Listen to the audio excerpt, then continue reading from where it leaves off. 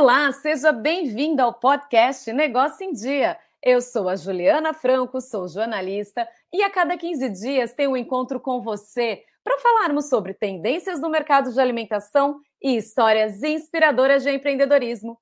A convidada do episódio de hoje tem uma trajetória digna de cinema. Dona Carmen Virginia aprendeu a cozinhar por influência dos seus orixás, já preparou um jantar para o autor Will Smith e fundou um restaurante que foi reconhecido como Patrimônio Cultural e Imaterial de Recife, o Altar Cozinha Ancestral, que também conta com uma unidade em São Paulo. Além de empreendedora e chefe de cozinha referência em gastronomia ancestral, ela é uma figura conhecida da TV. Já foi jurada do reality show Cozinheiros em Ação e apresentou o programa Uma Senhora Panela, do canal GNT, que foi gravado em Pernambuco, sua terra natal. É com muita honra que eu recebo uma personalidade incrível que tem muita história para contar. Dona Carmen Virginia, seja bem-vinda ao Negócio em Dia. Que alegria te receber aqui. Eu estou muito animada para a nossa conversa. Oi, meus amores, tudo bom? Como vai você, meu bem?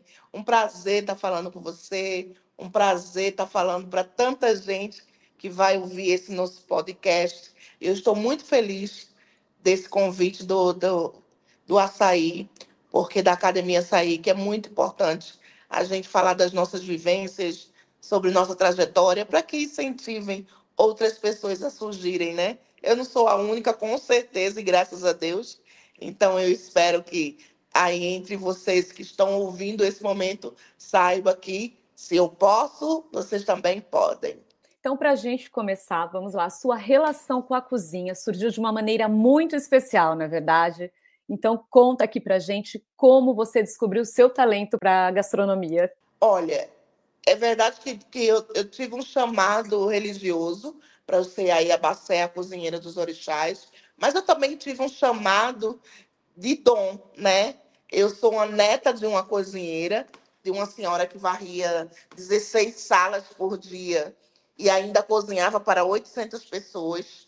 E essa senhora era uma merendeira, né? Eu sou neta de Dona Edna, a pessoa que é mais amada na escola e a que primeiro recebia os resultados, né, do meu boletim.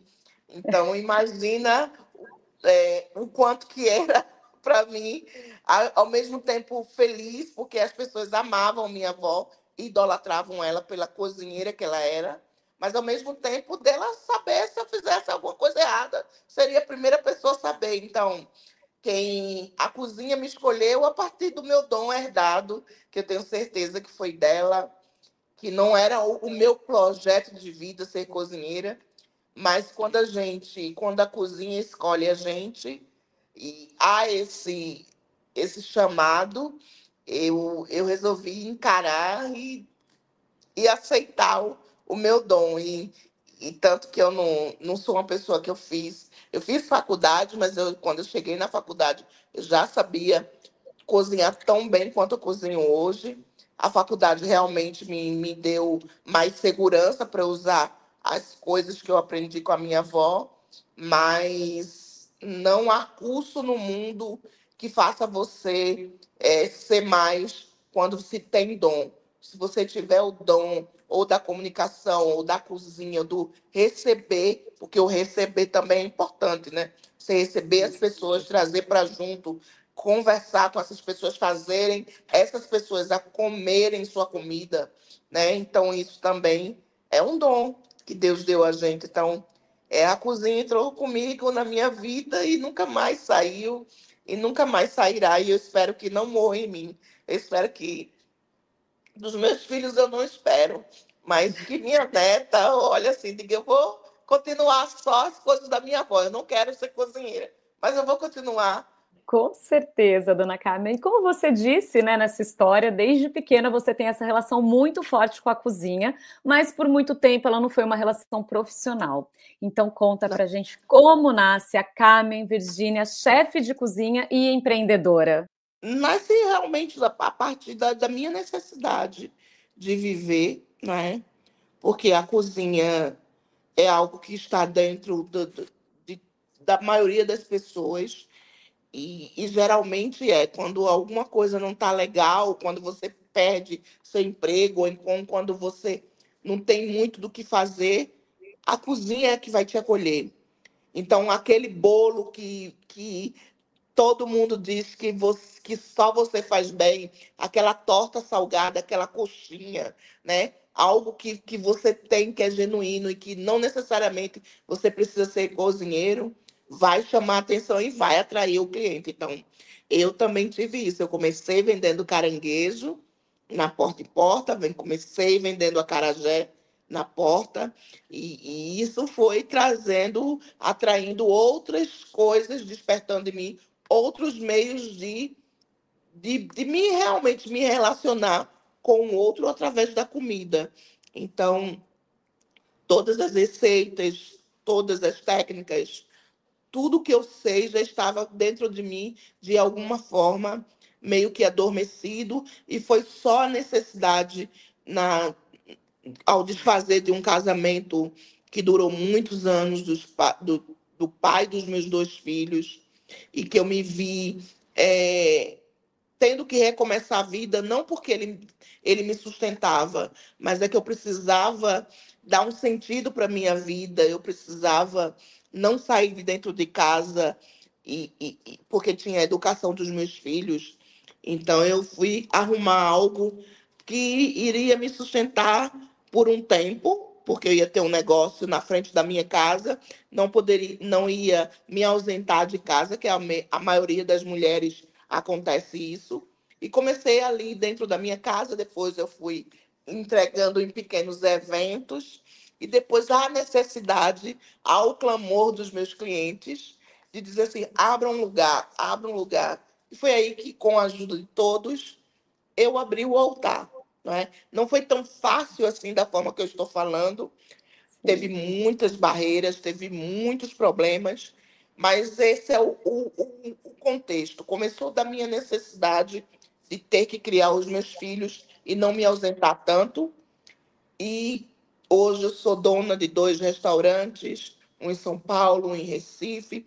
O altar eu montei com 14 mil reais, fruto de um dinheiro que um amigo me emprestou. Esse amigo hoje é meu marido, né? Uau. Mas Uhum. na época era só o meu amigo. Então ele me emprestou esse dinheiro para eu abrir o altar. O altar, com 6 meses, era um restaurante revelação, eleito pela revista Veja. Com 6 meses, ele era reconhecido como um restaurante que tem o melhor fruto do mar, não é? De Recife. Então, o altar ele vem com requintes, né? De sempre estar à frente do seu tempo, porque eu não jamais poderia imaginar que meu restaurante pudesse passar junto, estar junto, né, de outros grandes que já existiam e que com valores exorbitantes para montar. Eu só tinha uma cozinha, algumas mesas que foi dada por uma cliente, uma freezer, um fogão comprado por R$ 400 e um sonho de atender todas as pessoas de forma mais íntima, mais pessoal, mais em casa, sem fazer com que eles saíssem de casa, mas sem tirar a casa deles. Então, é isso. Eu sou uma pessoa muito grata ao que eu consegui fazer, não só transformar clientes em amigos, mas de toda a minha trajetória, do quanto que eu fui é, perseverante, porque nada sem vontade se faz.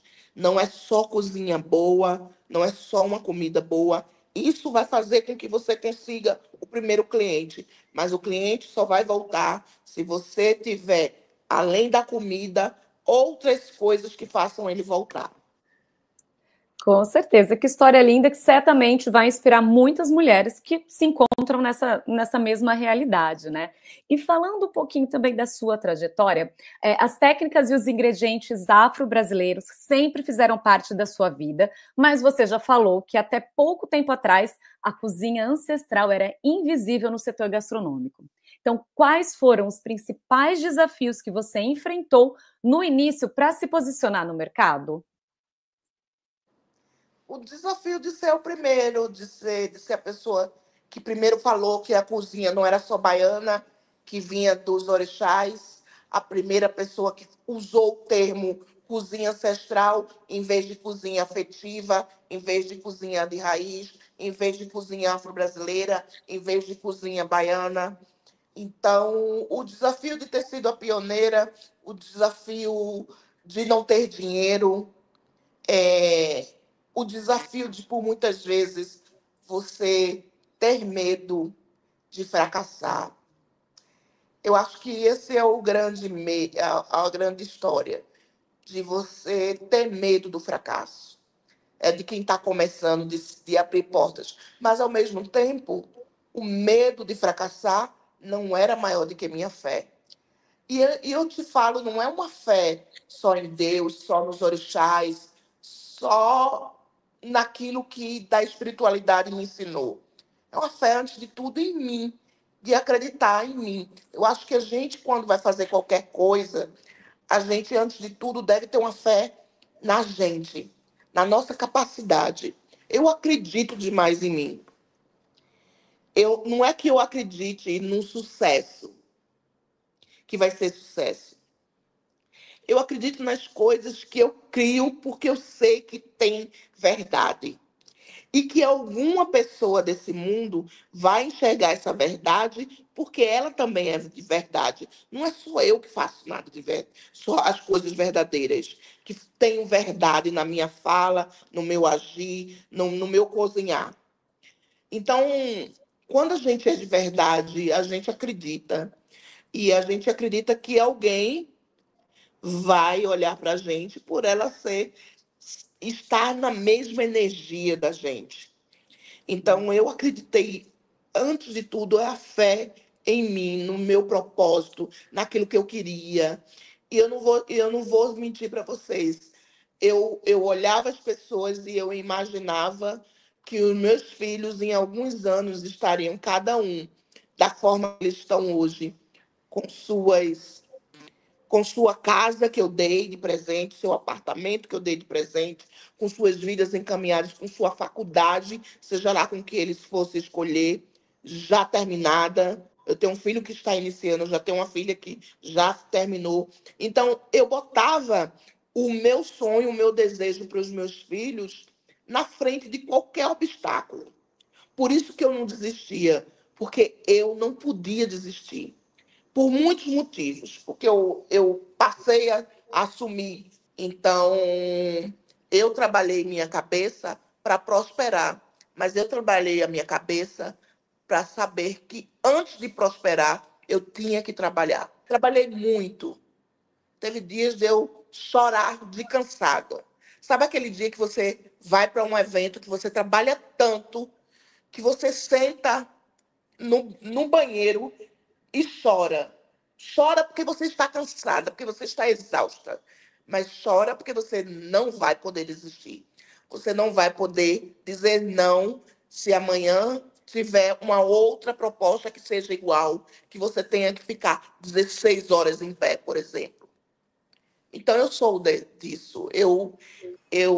Hoje, Carmen está podendo atender vocês essa hora, né? Conversar com vocês, falar da minha vida. Eu estou falando que é muito difícil, que é muito solitária a dor, porque tem horas que ninguém vai te compreender, porque a dor que eu sinto não dói em você no mesmo lugar. Tem hora que você vai dizer assim, poxa, fulana me dava apoio até eu conseguir, depois mudou para mim. Vai existir essas pessoas também. Vai existir as pessoas que vão botar defeito no teu trabalho. Vai existir as pessoas que vai se aproximar de você, dizendo que vai te ajudar. E elas não vão te ajudar. elas vão ser ajudadas, e depois que você vai descobrir isso. Mas há também a parte maravilhosa de que quando você conseguir, você vai dizer, foi eu. Eu não devo isso a ninguém. É só a mim. É só fruto da minha fé, fruto da minha perseverança, fruto da minha resiliência, fruto do meu trabalho. Foi eu que consegui. Foi eu que consegui, depois de 10 anos do altar, comprar um apartamento de $500.000 para dar para minha filha. Comprando outro, quando já tinha outra casa que eu estou vendendo, para botar em outro, para comprar para o meu filho, para que nenhum dos dois possa dizer assim: minha mãe não valeu a pena eu ter ficado do lado da minha mãe. Valeu a pena eu ter comprado o BO dela, o barulho dela, ter aceitado abandonar a nossa casa, porque os meus filhos tinham uma casa muito boa, era minha. Mas eu disse para eles, eu não posso morar mais aqui, eu preciso sair dessa casa. E eu tirei eles de uma casa onde cada um tinha um quarto, cada um tinha o seu banheiro, mesmo sendo criança, cada um tinha o seu escola, o seu bairro, os seus amigos, e eu tirei isso e botei eles dentro de uma comunidade que foi quando morar num terreiro com o pai Everaldo e comigo. E antes disso, a gente estava dormindo num colchão em cima do altar. Então, é você tirar o seu filho que são crianças, de tentar fazer com que eles entendam que aquilo ali é preciso tirar eles de uma cama quentinha, das coisas dele, da TV dele, trazer ele para uma outra realidade. Até os filhos também poderiam virar as costas, sabe?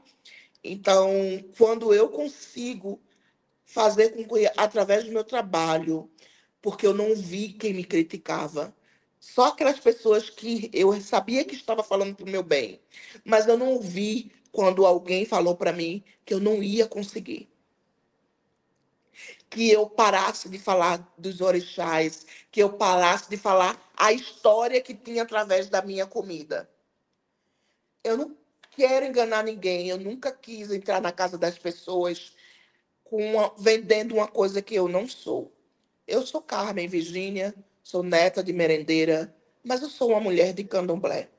Então, se você não for capaz de separar isso na sua cabeça e de entender que essa mulher, né, que é do terreiro, e que você, né, não necessariamente, quando come a minha comida, você faz parte do terreiro, porque carajé todo mundo come, muqueca todo mundo come, sarapatel todo mundo, quase todas as pessoas comem, galinha toda pessoa come.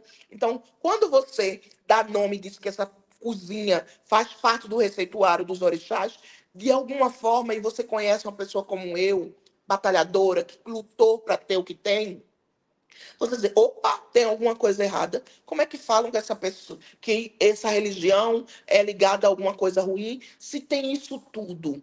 Então, de certa forma, eu, como sobrinha de professor de história, eu conto uma história através da minha comida. E é essa história que eu queria passar para as pessoas, para que elas olhassem pessoas como eu, mulheres como as mulheres que vêm de acarajé, de forma diferente. Já que você tocou nessa questão da comida, né? O quanto ao longo desses anos o cenário mudou desde que você começou a trabalhar com alimentação, né? O que mudou, quanto mudou esse cenário e como você define seu papel nesse processo? Você acredita que o público brasileiro já reconhece a riqueza e a diversidade da culinária afro-brasileira? Eu acredito que o público reconhece, mas ele não compra ainda esse barulho. Eu acredito que eles saibam, mas eles, se for escolher isso, eles não vão escolher. Eu não estou falando de todo mundo, eu estou falando de grande parte. Eu acredito que, sabe, que o mundo ainda é preconceituoso, que uma religião que foi trazida por pessoas que foram sequestradas, capturadas, né, mortas, colocaram outros nomes nessas pessoas, que as pessoas vieram de África, com um nome, fizeram essas pessoas esquecerem, né, o seu nome, a sua cidade, de onde veio, os seus filhos, os seus parentes, trouxeram para um país distante, que separavam um oceano separando. e que a pessoa não entender que isso foi extremamente perverso, que vivemos 300 anos, né? 300 anos mais de 300 anos de escravidão. Detalhe, gente, não, eu não descendo de escravos, eu descendo de reis e rainhas que foram escravizados. Pessoas escravizadas não são escravos. Então, a partir do momento que a pessoa não tem a consciência que isso foi perverso e que hoje, ainda hoje, existem negros e negras que não têm escola, que não tem educação, não tem saúde, não tem um trabalho bom, que não pode escolher, né, como as pessoas... Eu acho chique a pessoa... Sentou aqui agora um rapaz que disse, eu posso escolher os trabalhos que eu faço. E tem muita gente que não pode escolher, porque não tem do que viver, se escolher.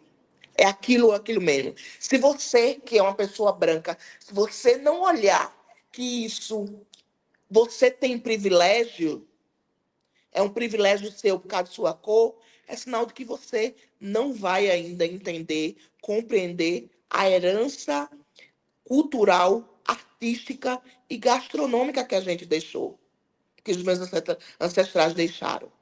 Então, há um trabalho ainda. Eu não estou falando isso para esvaziar a pauta. Tem gente que usa a nossa pauta em benefício próprio. Tem gente que usa isso para esvaziar aquilo que realmente faz sentido. Mas tudo que a gente está passando até hoje de dificuldade que a raça negra passa é por causa de mais de 300 anos de escravidão. E quando uma mulher branca assinou para nos libertar, né, ela assinou sem uma indenização, ela assinou sem um projeto social, ela assinou sem uma casa, Minha Vida, ela assinou sem uma academia sair, sem um instituto a sair, que dá a cesta básica, que promove justiça social, que ajuda outras pessoas com cursos, entendeu a falta que faz o social dentro das empresas para essas comunidades. Eu estou falando sobre isso. Eu estou falando sobre humanidade. Eu não estou falando só no final do ano dar uma de bonzinho e distribuir cesta básica, não. Eu estou falando de você lutar pela igualdade.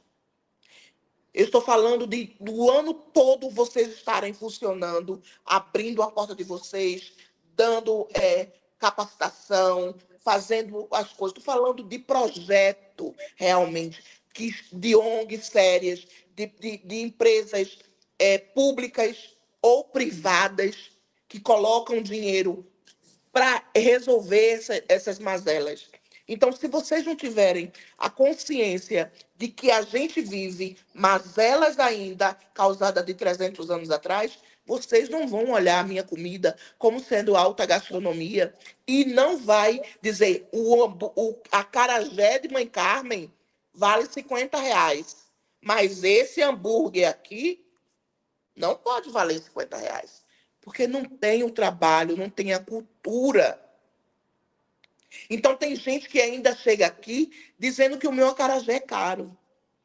Então, está aí, nessa pequenez, nesses pequenos detalhes, de que muita gente não compra o meu barulho. E não vai comprar ainda, porque está longe de entender o valor histórico que a minha comida, que o que eu faço tem.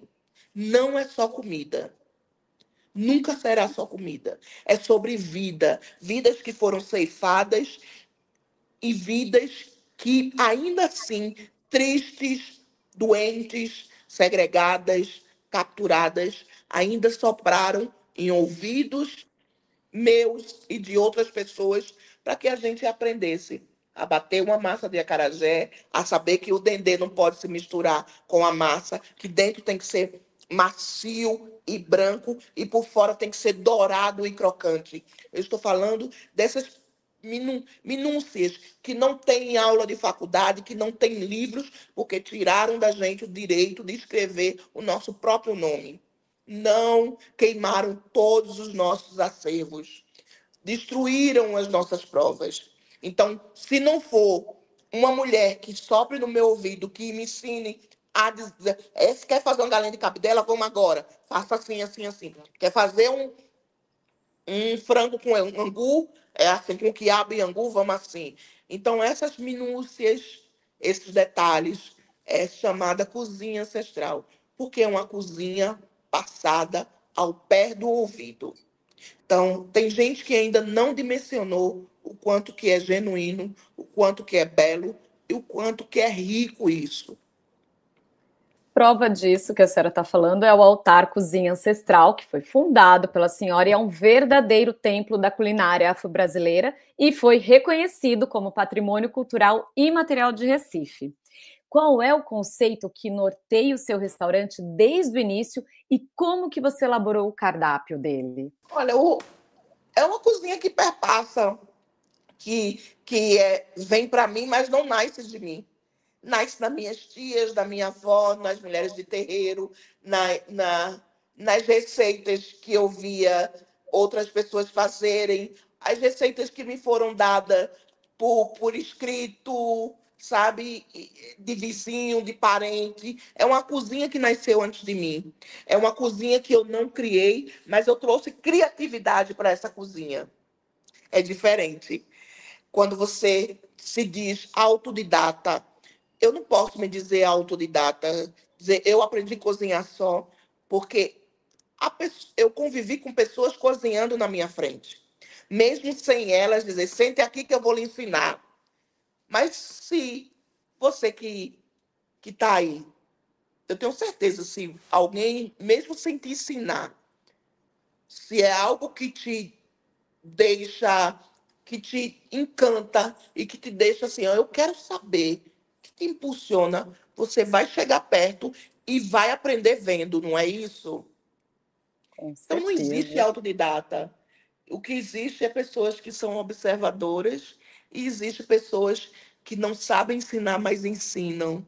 E existe outras que dizem que sabem ensinar, são pagas para ensinar e não passam nada, porque elas guardam para si o que elas acham que é valioso. Eu aprendi tudo na minha vida com outras pessoas. A minha cozinha é de herança. E foi essa herança que eu botei no papel.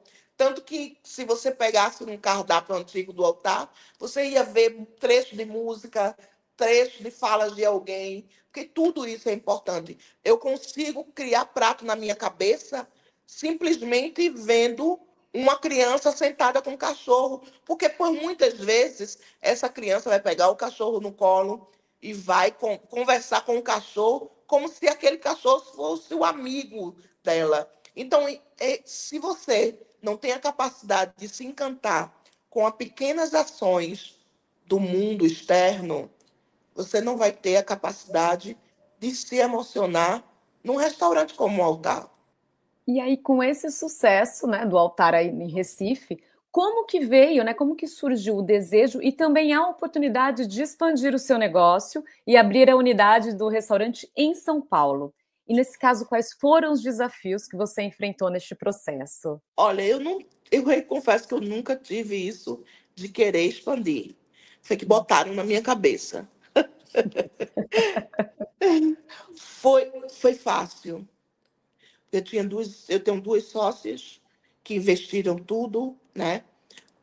Hoje elas são sócias investidoras, mas elas montaram o altar para mim. Hoje eu toco o altar só, né? Mas elas montaram para mim. E, e elas não me deixaram me preocupar com valores, com nada. Então, deixar tudo pronto. Imagine que eu não tive trabalho, só de treinar a equipe.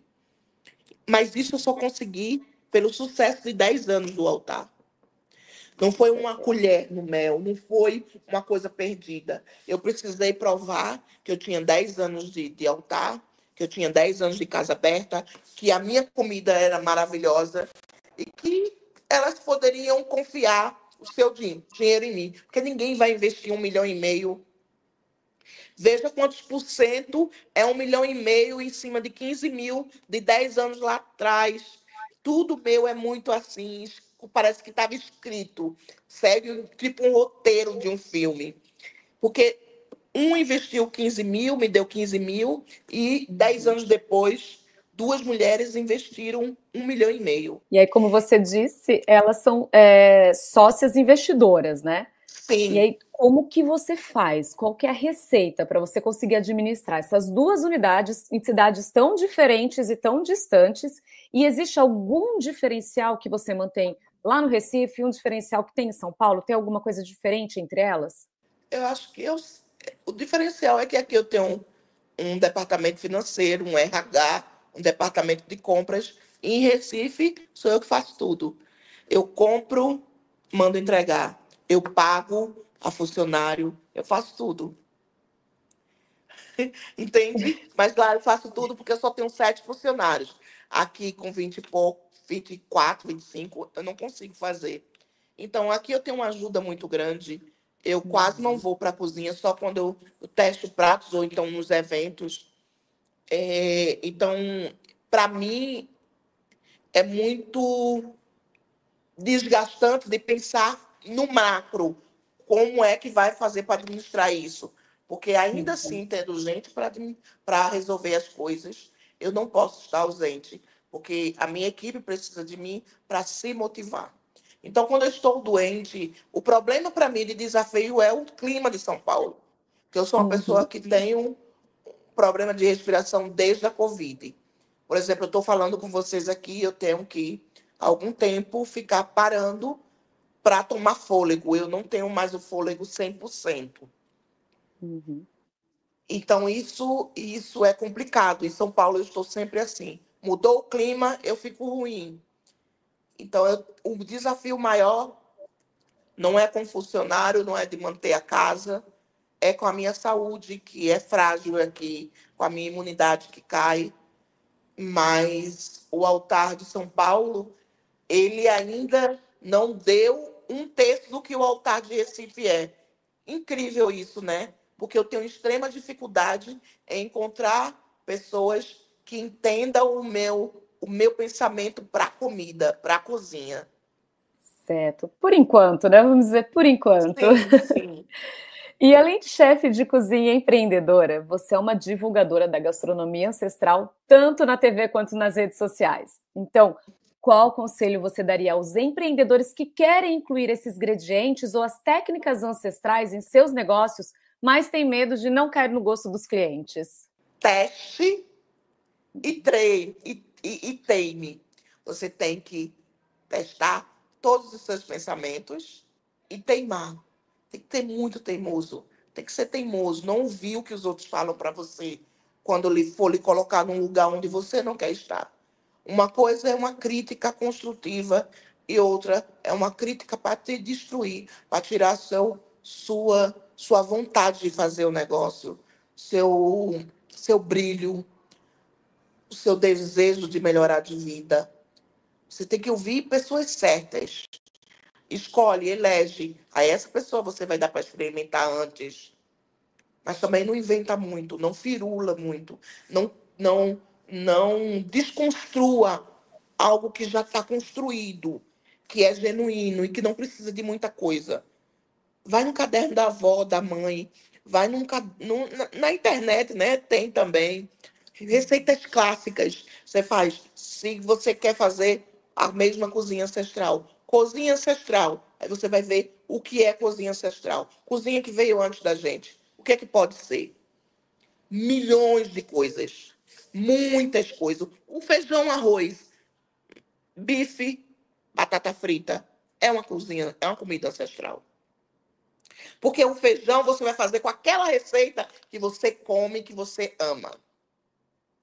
O arroz, daquele jeitinho raladinho com cenoura que sua mãe fazia. Isso é cozinha ancestral. Não é só simplesmente você dizer que é a cozinha dos orixás, está ligada a nenhuma religião. Não é isso. Essa é a minha vida. A vida de vocês que estão começando não precisa partir desse lugar. É lógico que vocês vão pegar mais fácil, porque mãe aqui correu para que vocês pudessem andar. Então, já que vai para andar, pega o melhor de todos esses receituários e diz, eu vou fazer isso. Olha aqui essa receita aqui de angu, de curau, de, sabe, frango com quiabo, várias coisas. Vai fazendo isso, gente. Revira aquela receita de bolo antiga, de pega marido, que é um bolo de liquidificador, que é maravilhosa, que eu adoro. Faz essas receitas. E testa, dá para alguém comer, pergunta o que está acontecendo. O que é, o que você gosta? Os meus filhos hoje não comem mais a minha comida, porque eles estão cansados, porque eles eram meus cobaias. Então, eles não conseguem mais comer a minha comida. Você imagina de você dar 3 anos seguidos a sua comida direto, todos os dias, para os seus filhos comer. Do jeito que está aqui no restaurante, eles não aguentam mais Dendê. Eles não aguentam, por quê? Eles foram minhas cobaias. E tudo que eu faço aqui hoje, eles comeram. Só tem uma parte que eu não criei, que eu deixei Júlia fazer comigo, que a minha filha é muito boa de doce. Então, ela me deu a receita do brigadeiro dela, de panela, que é a melhor. A cocada que todo mundo fala do altar é receita da minha filha, Júlia Roberta. Ela com 10 anos, ela já me deu a receita da cocada. Eu me lembro quando eu comecei no altar, ela ficava na cozinha comigo, me ajudando. Minha mãe fazendo conta. Meu filho ali meio que para lá e para cá, intertendo. Quando estava demorando, aí ele fazia uma gracinha para o cliente, que hoje é meu amigo, não sacar que está demorando a comida. Então, hoje quem faz isso é Yaya. E aí a minha neta chega de fralda, vai logo para dentro do altar e sai abraçando e beijando todo mundo. Então, é esse clima que toma conta do meu restaurante, que necessariamente aqui em São Paulo eu não posso fazer igual, pode empurrar. Empurrar, porque tem muita gente que não compreende esse jeito da gente trabalhar. Então, essa é a minha maior dificuldade. Por muitas vezes, o cliente, o público de São Paulo, ele é distante, ele não permite esse aconchego, essa intromissão na vida deles, de escolher o que eles vão comer, entende? Então, também tem isso. Mas eu digo para vocês, meus amores, é só teimar, dar um sorriso no rosto e botar um prato de comida na frente da pessoa, que depois que ela comer, ela vai amar tudo que vocês forem fazer, porque tudo que vocês forem fazer, tem que fazer com amor. Falando nisso, dona Carmen, a cozinha também é o espaço onde você exerce a solidariedade, né? Você está à frente de uma série de ações que garantem alimentação de qualidade a pessoas em situação de vulnerabilidade. Quais são as suas principais ações sociais e qual é a importância dessas ações para a população atendida? Olha, eu acho que quando a gente entende o nosso papel no mundo e que a gente quer um mundo melhor, a gente começa a se engajar em causas grandes ou pequenas. Eu tenho muita dificuldade de sair da minha casa, de estar com outras pessoas, então eu mesmo crio os meus rolês. É um movimento, eu escuto isso, eu sou uma mulher em movimento, mas eu mesmo faço meus pequenos movimentos. Se eu não posso estar em grandes instituições, eu vou e crio um meio de eu poder ajudar. Eu ajudo ao redor de mim, faço o meu entorno melhor. Então, eu faço pequenos eventos para minha rua, que vem o bairro inteiro. Então, no Natal, no São Cosme e Damião, que é em setembro, a gente tem uma distribuição de alimentos e, e de brinquedos para as crianças. No Natal, a gente tem um jantar com mesa, cadeira, show, tudo que tem de direito numa ceia de Natal na minha rua, e que vem 300 pessoas. E mensal a gente tem uma ajuda que a gente dá a 200 pessoas de cesta básica, que eu vou sempre pedir a alguns amigos, alguém para me ajudar. Então, todos os meses tem essa distribuição de cesta básica na minha comunidade, lá no Córrego Deodato, em Água Fria. Eu agora estou construindo uma escola, cozinha-escola, aqui em cima do altar. Então, eu vou, Dona Carmen, você vai dar curso também para quem possa pagar? Vou. Mas assim, e as contrapartidas disso, porque tudo tem que ter contrapartida. Eu vou abrir essa mesma escola para pessoas que não têm condições de pagar. Então, vou colocar turmas só para essas pessoas para eu trabalhar como voluntária, ensinando a ela uma profissão. Depois, se elas quiserem trabalhar no altar, aí é com elas ou não. Elas podem sair daqui formadas para trabalhar em outras cozinhas e com outras pessoas ou para si mesma. Porque, junto com o curso de cozinha, eu vou também passar para elas questões de empreendedorismo, porque aí é onde a gente pode realmente mudar a vida de outras pessoas, através de fazer com que elas acreditem que elas podem conseguir tudo o que eu consegui, mais ou menos, mas ela pode sim dar o primeiro pontapé. Qual é o primeiro passo quando a gente quer vencer na vida, prosperar? Se capacita. Antes do trabalho, a gente tem que fazer o dever de casa, se capacitar, aprender, estudar. Aí sim o negócio vai correr direitinho, porque a gente está se preparando, inclusive, para quando as crises chegarem. Hoje, eu não me assusto mais com as crises, porque eu sei que elas passarão. Eu não sei, por muitas vezes, o que eu faço, né? Mas eu já passei por vários processos de crise e que me faz entender que tudo é com tempo, tudo é tempo. Então, eu já passei para a fase de estar devendo muito a fornecedor, de estar quase fechando, de funcionário botar na justiça, sabe, de vários processos. Então, entendam que quem for empreender vai ter dificuldades, vai ter esvaziamento de restaurante, vai ter dia que não vai ter um pingo de pessoa, mesmo se você for famoso, vai ter dias assim, vai ter um dia que vai ter lotado, fila de espera, e você vai dizer, nossa, vale a pena. Então, é você, quando tiver muito, guardar um pouco desse muito, se preparando para quando não tiver pouco ou nada. Então, tudo isso a gente aprende com aulas, se capacitando, vivendo, tendo exemplos. Então, nesse mundo, são várias mulheres, são várias pessoas que vocês podem pegar um pouco desse exemplo. Com certeza, dona Carmen. E nós estamos chegando ao fim do programa, mas eu não posso deixar de perguntar como foi a experiência de cozinhar para o Will Smith. Conta pra gente como que surgiu essa oportunidade e o que você preparou e como ele reagiu ao jantar que você ofereceu.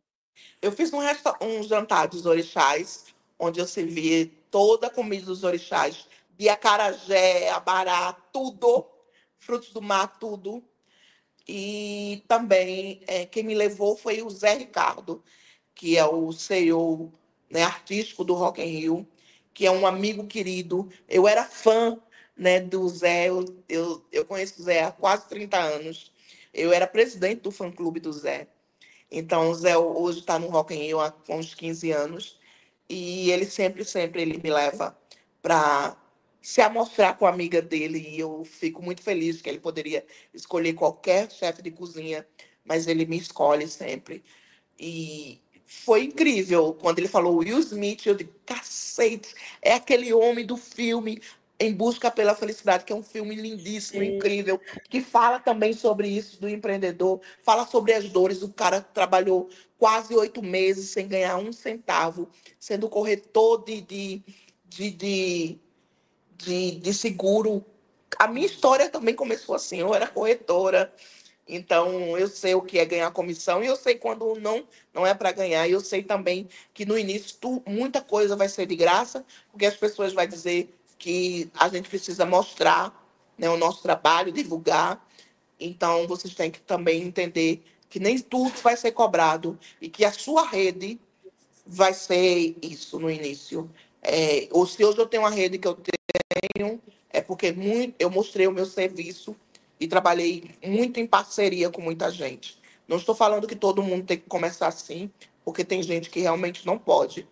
Mas existem coisas que é melhor nem cobrar, porque é muito mais valioso estar ali fazendo seu network, estando ali sabendo que ali vai ter algumas pessoas que podem te contratar para coisas futuras. Então, saiba que até hoje Carmen Virginia faz algumas coisas baseadas na troca, na parceria. Que não foi o caso do Will, eu ganhei bem, tá? Que ali foi o caso do Rock in Rio pagou. Eu não veio com essa de te divulgar, não. Foi pago, foi um dinheiro bacana e para mim, para minha equipe e passagem, hospedagem para o Rio de Janeiro e tudo mais. Então, foi algo que eu me honro de ter feito, mas que não é mais importante do que receber um cliente qualquer um esteja vestido com qualquer roupa, que o altar, você não precisa trocar de roupa para vir para cá. Você venha do seu jeito, com aquilo que você está, porque é assim que a gente ama servir gente de verdade, servir pessoas que estão preocupadas só com o alimento. Então, o Will não é mais importante do que ninguém, mas foi uma honra para mim servi-lo, assim como é uma honra para servir qualquer um de vocês. Então, o coração dá um quentinho? Dá. Você fica ali lisonjeada? Dá. Mas isso serve para o seu portfólio? Serve muito, muito. Mas isso não é a maior coisa que você vai levar para sua vida. O melhor foi que não foi só o Will que gostou da minha comida. Foi as 40 pessoas que estavam ali e todas falaram que a minha comida era boa. Então, se tivesse um ou dois ali que dissessem que não gostou, que não foi bom, né? Então, alguma coisa, algum erro teve. Então, você também não vai ser unanimidade, mas você tem que cozinhar para que a grande maioria compreenda a sua cozinha, a sua comida e que goste. E um Will Smith só não faz verão, tá? Então, não pense que abrir um negócio, basta uma pessoa famosa aí e você bombar. Não é como fazer escândalos nas redes sociais, né? Não é isso, não é aquela coisa de a gente pegar um marido pulando a cerca, divulgar e ficar famoso no outro dia. Não é assim. É trabalho, é formiguinha, todos os dias você participar, desde a compra até a finalização. E antes de encerrarmos o episódio, quais são seus planos para o futuro? Até onde você quer levar a gastronomia ancestral e qual mensagem gostaria de deixar para a nossa audiência de empreendedores de alimentação de todo o Brasil? Eu quero agora uma franquia só de acarajé e punhetinha. Hum. Vou estar em vários lugares, assim, aquela portinha bem bonitinha, um lugar bem legalzinho, só de acarajé.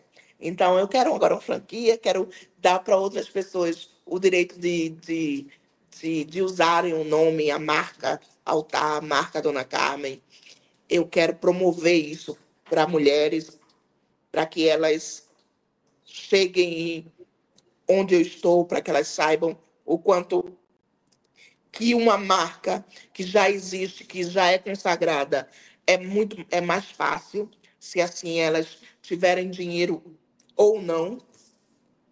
Eu quero dizer para vocês que o meu plano de levar a cozinha ancestral é para o resto da minha vida, que eu vivo disso, que eu nasci disso e que provavelmente eu vou morrer para isso. Então, até quando o meu corpo virar adubo, eu não deixarei de ter sido porque minha ancestralidade pediu. Então, eu desejo para vocês muito sucesso, que vocês peguem o que eu falei, leva para a vida, leva como um recado, leva como aquele vaso da igreja que a gente diz. O meu irmão é pastor e ele sempre disse, ele me dá conselho, diz, um vaso falou para mim. E eu acho tão lindo isso, quando ele diz um vaso falou para mim, porque por muitas vezes as pessoas falam para a gente com inspiração no divino, seja no que for, seja a inspiração no divino do outro, assim como eu estou sendo para vocês. Se for montar algo, estuda, planeja, não deixa fiapo, né, de fora, porque depois é pior consertar de que programar, cuidar, né? Então, sejam felizes na escolha de vocês. Eu agradeço a Academia Açaí, agradeço pelo empenho que vocês têm em mudar a vida de muitas pessoas. Contem comigo para qualquer coisa.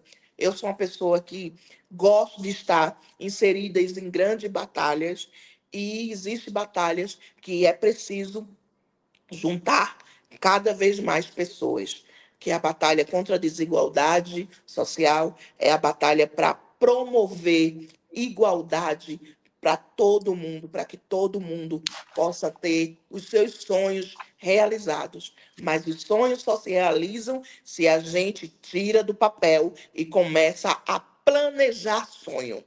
Eu sou uma pessoa que planeja os meus sonhos.